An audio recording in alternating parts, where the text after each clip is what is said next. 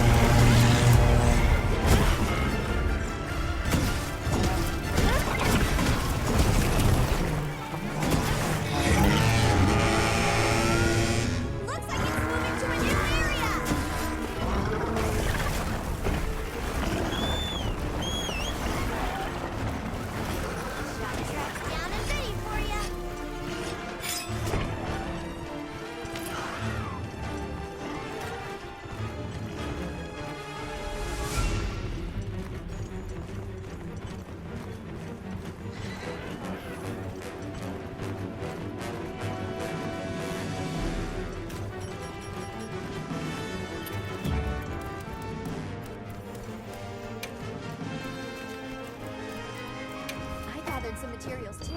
Check your sacred's pouch.